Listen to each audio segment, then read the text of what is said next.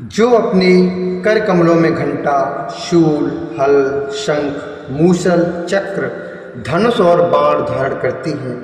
शरद ऋतु के शोभा संपन्न चंद्रमा के समान जिनकी मनोहर कांति है, जो तीनों लोगों की आधारभूता और शुंभादि दैत्यों का नाश करने वाली हैं, तथा गौरी के शरीर से जिनका प्राकट्य हुआ है, उन महासरस्वती देवी का मैं निरंतर भजन करता हूँ, मैं निरंतर आह्वान करता हूँ। ऋषि कहते हैं, पूर्व काल में शुंभ और निशुंभ नामक असुरों ने अपने बल के घमंड में आकर सचीपत इंद्र के हाथ से तीनों लोकों का राज्य और यज्ञ भाग छीन लिए। वे ही दोनों सूर्य, चंद्रमा, कुबेर, यम और वरुण के अधिकार का भी उपयोग करने लगे। वायु और अग्नि का कार्य भी वे ही करने लगे।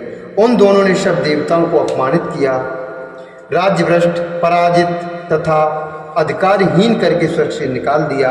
उन दोनों महान असुरों से तिरस्कृत देवताओं ने अपराजिता देवी का स्मरण किया और सोचा, जगदम्बा ने हम लोगों को वर दिया था कि आपत्ति काल में स्मरण करने पर मैं तुम्हारी सब आपत्तियों का तत्काल ही नाश कर दिया करूँगी। यह विचार कर देवता गिरिराज हिमालय पर गए वहाँ पर भगवती विष्णु माया की स्तुति करने लगे। देवता बोले, हे देवी, आपको नमस्कार है। महादेवी शिवा को सर्वदा नमस्कार है। प्रकृति एवं भद्रा को प्रणाम है। हम लोग नियम पूर्वक जगदम्बा को नमस्कार करते हैं। ज्योतिषमयी शरणागतों का कल्याण करने वाली वृद्धि एवं सिद्ध रूपा देवी को हम बारंबार नमस्कार करते हैं। नैरती राजसों की लक्ष्मी, राजाओं की लक्ष्मी तथा शर्वाणी शिव पत्नी स्वरूपा आप जगदम्बा को बार बार नमस्कार है। दुर्गा, दुर्गपारा अर्थात दुर्गम संकट से पार उतारने वाली सारा सबकी सारभूता, सर्वकारिणी, ख्याति कृष्णा और धूम्रा देवी को सर्वदा नमस्कार है। अत्यंत सौम्य तथा अत्यंत रौद्रूप देवी को हम नमस्कार करते हैं, उन्हें बारंबार प्रणाम करते हैं। जगत की आधारभूता कृति देवी को बारंबार नमस्कार है, जो देवी सब प्राणियों में विष्णु माया के नाम से ही कही जाती है, उनको नमस्कार। और उनको नमस्कार है, उनको बारंबार नमस्कार है। जो देवी सब प्राणियों में चेतना कहलाती है, उनको नमस्कार, उनको नमस्कार, उनको बारंबार नमस्कार है। जो देवी सब प्राणियों में बुद्धि रूप से स्थित हैं, उनको नमस्कार है, उनको नमस्कार, उनको बारंबार नमस्कार है। जो देवी सब प्राणियों में निद्रा रूप से स्थित हैं, उनको नमस्कार, उनको नमस्कार, उनको बारंबार नमस्कार है। जो देवी सब प्राणियों में चुला रूप से स्थित है, उनको नमस्कार, उनको नमस्कार, उनको बारंबार नमस्कार है। जो देवी सब प्राणियों में छाया रूप से स्थित है, उनको नमस्कार, उनको नमस्कार, उनको बारंबार नमस्कार है। जो देवी सब प्राणियों में शक्ति रूप से स्थित है, उनको नमस्कार, उनको नमस्कार, उनको बारंबार नमस्कार है।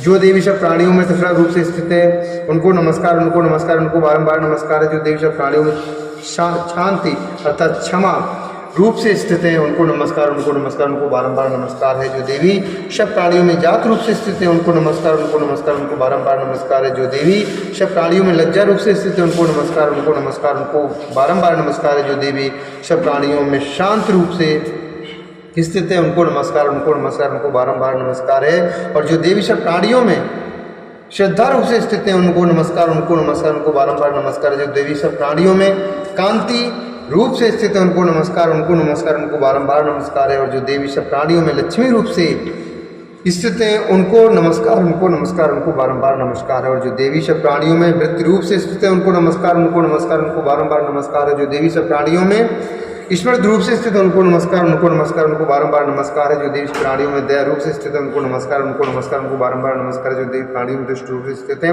उनको नमस्कार, उनको नमस्कार, उनको बारंबार नमस्कार है। जो देवी सब प्राणियों में माता रूप से स्थित है, उनको नमस्कार, उनको नमस्कार, उनको बारंबार नमस्कार है। जो देवी सब प्राणियों में भ्रांति रूप से स्थित है, उनको नमस्कार, उनको नमस्कार, उनको बारंबार नमस्कार है।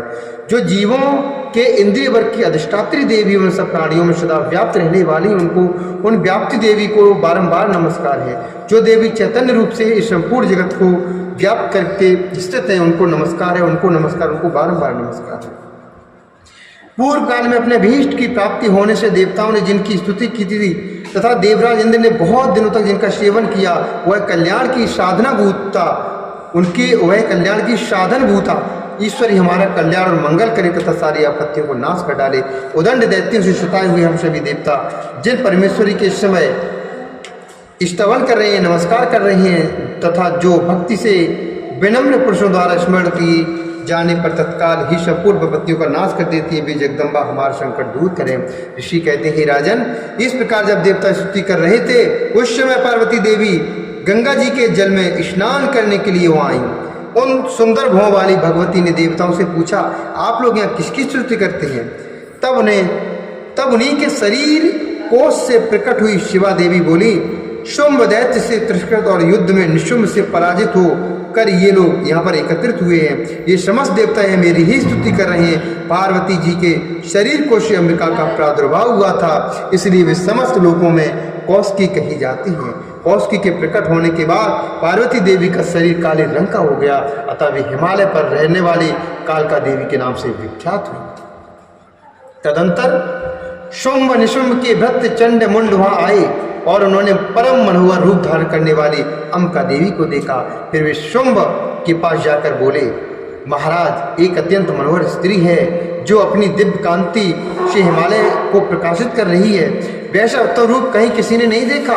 असुरेश्वर, पता लगाइए कि देवी कौन है और उसे ले लीजिए। स्त्रियों में तो वह रत्न है, उसका प्रत्येक अंग बहुत ही सुंदर है तथा वह अपने श्री अंग की प्रभा से संपूर्ण दिशाओं में प्रकाश फैला रही है। दैत्यराज, अभी वह हिमालय पर ही मौजूद है, आप उसे देख सकते हैं। हे प्रभु, तीनों लोगों में मणि, हाथी और घोड़े आज जितने भी रत्न हैं वे सब इस समय आपके घर में शोभा पाते हैं। हाथियों में रत्नभूत ऐरावत, यह पारिजात का वृक्ष और यह उच्च श्रवा घोड़ा है, यह सब आपने इंद्र से ले लिया है। हंसों से जुता हुआ यह विमान भी आपके आंगन में शोभा पाता है। यह रत्नभूत अद्भुत विमान जो पहले ब्रह्मा जी के पास था, अब आपके यहाँ पर लाया गया है। यह महापद्म नामक निधि आप कुबेर से छीन लाए हैं।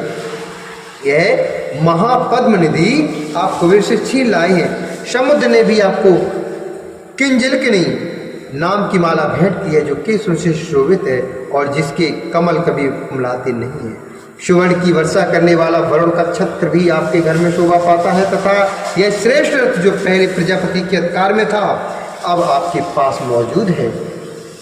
दैत्य, मृत्यु की उत्क्रांतिदा नाम वाली शक्ति भी आपने छीन ली है तथा वरुण का पास और समुद्र में होने वाले सब प्रकार के रत्न आपके भाई निशुंभ के अधिकार में हैं। अग्नि ने भी स्वतः शुद्ध किए हुए 2 वस्त्र आपकी सेवा में अर्पित किए हैं। अग्नि ने भी स्वतः शुद्ध किए हुए 2 वस्त्र आपकी सेवा में अर्पित किए हैं। दैत्यराज, इस प्रकार सभी रत्न आपने एकत्र कर लिए हैं। फिर जो यह स्त्रियों में रत्न स्वरूप रत्न रूप कल्याणमयी देवी है, इसे आप क्यों नहीं अपने अधिकार में कर लेते?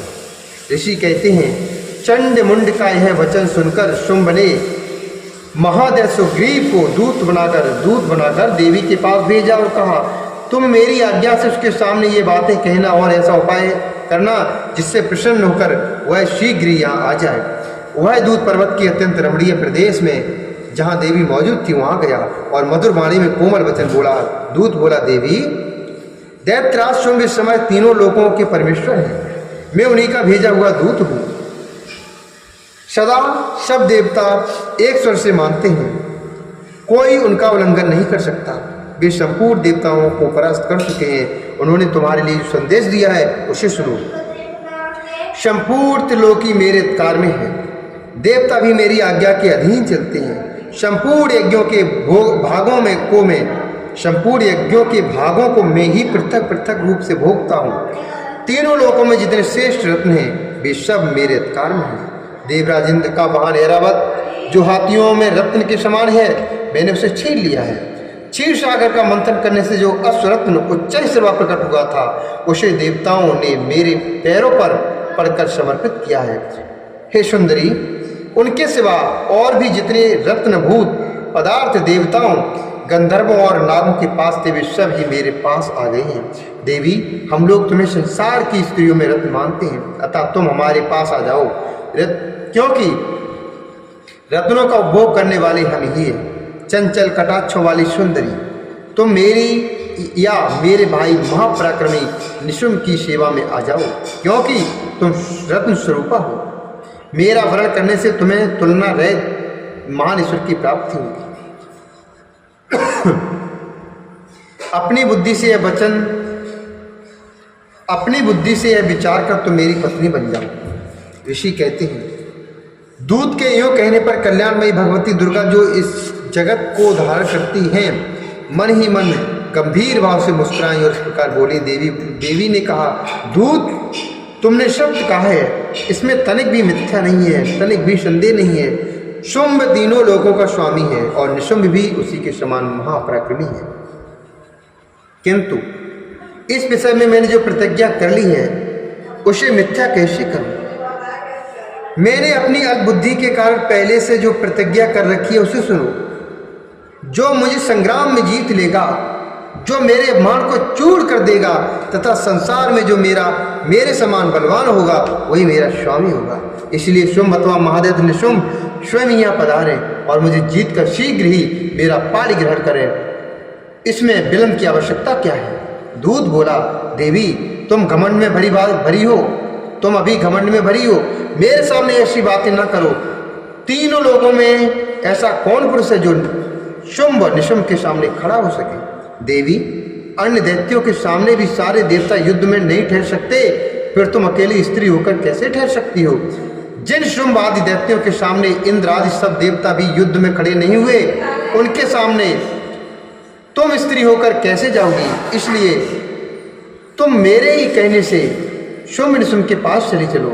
ऐसा करने से तुम्हारे गौरव की रक्षा होगी, अन्यथा जब वे केस पकड़कर घसीटेंगे तब तुम्हें अपनी प्रतिष्ठा खोकर जाना पड़ेगा। देवी ने कहा, तुम्हारा कहना ठीक है, शुंभ बलवान है और निशुंभ भी बड़े पराक्रमी है, किंतु क्या करूं?